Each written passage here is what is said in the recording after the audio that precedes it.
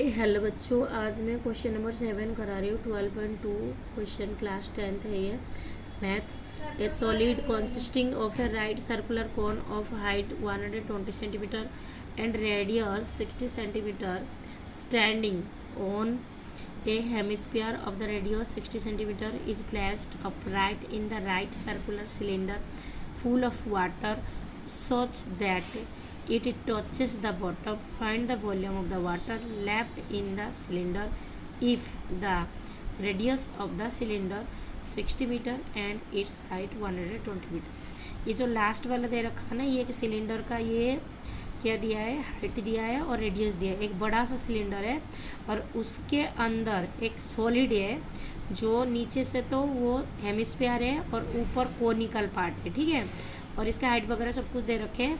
और ये बड़ा सिलेंडर जो ये पानी में भर गया है और इस सॉलिड को उसके अंदर डाला गया है। वो कह रहा है जब ये सॉलिड उसके अंदर डाला जाएगा तो कितने पानी उसके अंदर बचेगा। ऑब्वियसली बात है, अगर कोई भी बर्तन पानी में भरा हुआ है और तुम उसके अंदर कुछ चीज़ें ऐसे डाल दोगे तो कुछ पानी तो बाहर आ जाएगा।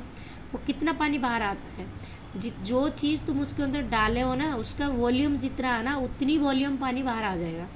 तो बाहर आने के बाद जो बचेगा ना, कितने पानी उसके अंदर बचा, लेफ्ट वाटर, उसी की वॉल्यूम हमें निकालनी है, ठीक है। तो पहले डायग्राम बना लेती हूँ। ये है इसका डायग्राम जो मैंने कही, बड़ा सा सिलेंडर है, इसका 180 सेंटीमीटर हाइट दे रखा है इसका और रेडियस इसका 60 है, ठीक है। तो इस बड़ा सिलेंडर के अंदर ये क्या है, एक सॉलिड है। वो सॉलिड कैसे दिखने को है, इसका नीचे वाला जो पार्ट है वो हेमिस्फेरिकल पार्ट है और ऊपर वाला जो पार्ट है वो कोनिकल पार्ट है, ठीक है। और ये कोनिकल पार्ट का हाइट दे दिया है 120 सेंटीमीटर, रेडियस दे दिया है 60 सेंटीमीटर और जो हेमिस्फीयर है इसका भी रेडियस दे दिया है 60 सेंटीमीटर। तो सबसे पहले हम इस सॉलिड का वॉल्यूम निकालेंगे। तो जब हम सॉलिड का वॉल्यूम निकालेंगे तो किस किस के वॉल्यूम को प्लस करेंगे, ये हेमिस्फेरिकल पार्ट का वॉल्यूम प्लस में कोनिकल पार्ट का वॉल्यूम। अब दोनों को प्लस करेंगे तो ये सॉलिड का वॉल्यूम निकल कर आ जाएगा। तो इसकी वॉल्यूम का फॉर्मूला क्या था, 2/3 पाई आर क्यू, ठीक है, इसकी वॉल्यूम है। और इसकी वॉल्यूम क्या आता है, 1/3 pi r square h, 1/3 pi r square h. अब इन दोनों को हम प्लस करेंगे, इस सॉलिड का वॉल्यूम निकल जाएगा। फिर हम ये बड़ा वाला सिलेंडर का वॉल्यूम निकाल के, ये जो तुमने सॉलिड का वॉल्यूम निकाला होगा वो बड़े वाले में से इसको माइनस कर देंगे, तो फिर हमारा लेफ्ट वाटर जो बच गया ना उसका वॉल्यूम निकल कर आ जाएगा, ठीक है।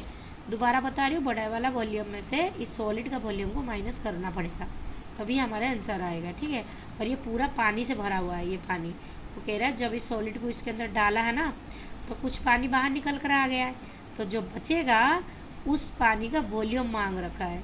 ये ऑब्वियसली बात है, अगर कोई चीज़ पूरा यहाँ तक पानी भरा होगा, तुम अगर इसके अंदर कुछ डाल दोगे तो कुछ पानी तो बाहर निकल कर आएगा। वो कितना पानी बाहर निकल कर आता है, जितना वॉल्यूम, जो चीज़ तुम डालते हो ना उसका वॉल्यूम जितना होगा उतनी ही पानी बाहर आएगा, क्योंकि उतना एरिया वो घेर लेगा उसके अंदर। तो चलिए सवाल कराते हैं। ये मेंस्ट्रुएशन चैप्टर है तो इनमें से रेडियस वगैरह सबका लिखना पड़ता है। तो ये लिखो, radius of the right circular cylinder R. ये बड़े वाले के बात कर रही हूँ, आर कितने हैं, रेडियस कितने हैं, 60 सेंटीमीटर बड़ा आर में ले लो, और हाइट इसका ये कैपिटल एच में ले लो 180 सेंटीमीटर, ये इसका हाइट हो गया। और इसका वॉल्यूम का formula pi r square h. फिर उसके बाद radius of the conical part का 60 centimetre, height of the conical part देखो 120 सेंटीमीटर है ये, और हेमिस्फेरिकल पार्ट का भी जो रेडियस है वो 60 सेंटीमीटर। तो वॉल्यूम ऑफ द सॉलिड का वॉल्यूम क्या था, volume of the conical part plus में वॉल्यूम ऑफ हेमिस्फेरिकल पार्ट। देखो ये कोनिकल पार्ट प्लस में हेमिस्फेरिकल पार्ट, ठीक है। तो volume of the conical part 1/3 pi r square h plus ये हेमिस्फेयर का क्या आएगा 2/3 पाई आर क्यू, ठीक है। और उसके बाद हम इसका सोल्यूशन करने लग जाएंगे। तो यहाँ से देखिए आप कॉमन सिस्टम में लेंगे हम, यहाँ पे 1/3 बाहर कॉमन आ रहा है, पाई भी कॉमन आ रहा है, और यहाँ पर आर स्क्वायर है और यहाँ पर आर क्यू है। तो आर स्क्वायर बाहर कॉमन आ जाएगा क्योंकि दोनों का आर सेम है, हम ले सकते हैं कॉमन, ठीक है। तो मैंने ले लिया 1/3 पाई आर स्क्वायर बाहर कॉमन ले लिया। इसको यहाँ पर देखो 1/3, ये 1/3 पाई आर स्क्वायर कॉमन ले लिया। यहाँ पर एच बच गया और यहाँ पे 2 बच गया और एक आर बच गया, बाकी पाई तो जा चुका है और आर स्क्वायर भी जा चुका है, 1/3 भी जा चुका है बाहर कॉमन बन के। तो यहाँ पर सिर्फ एच बचेगा, यहाँ पर 2 बचेगा और आर बचेगा, ठीक है। देखिए मैं यहाँ पे कर दिया, यहाँ पर h बच गया प्लस 2r बच गया, बाहर ये कॉमन आ गया। तो 1/3 पाई की वैल्यू डाल दो, 22/7 मल्टीप्लाई में r का स्क्वायर, तो 60 मैंने r डाल दिया। हाइट इसका कितना दिया था 120 और 2r मतलब 2 मल्टीप्लाई में 60। अब इसको इसमें मल्टीप्लाई करो 120 ये 20 तो ये क्या है 240 हो गया। थोड़ा सा इसको भी सॉल्यूशन कर दिया करो, ये 3 में कट कर दो, 3 2 × 6 0 आ गया। तो बचा 22 20 और 60। जब इन तीनों को हम मल्टीप्लाई करेंगे तो हमें ये मिल जाएगा 26400 और डिवाइड बाई 7। अब हम इसको डिवाइड करेंगे तो पहले इसको मल्टीप्लाई कर दो, इसमें से इसको मल्टीप्लाई कर दो तो ये वाले अमाउंट आ जाएंगे। उसके बाद 7 से इसको डिवाइड कर दो, जब डिवाइड करेंगे तो हमें ये वाली अमाउंट मिल जाएंगे 905142.857 मिल जाएंगे। ठीक है, उसके बाद volume of the water left in the vessel. अब कितना पानी उसके अंदर बच गया तो क्या करेंगे, वॉल्यूम ऑफ द जो हमारा बड़ा वाला सिलेंडर दिया था उस सिलेंडर का वॉल्यूम में से हम जो अभी सॉलिड का वॉल्यूम है उसको माइनस कर देंगे। ठीक है, volume of the large cylinder, उसका फॉर्मूला पाई², और वॉल्यूम ऑफ द सॉलिड मैंने अभी ये निकाली थी, इसको मैंने यहाँ पर डाल दिए।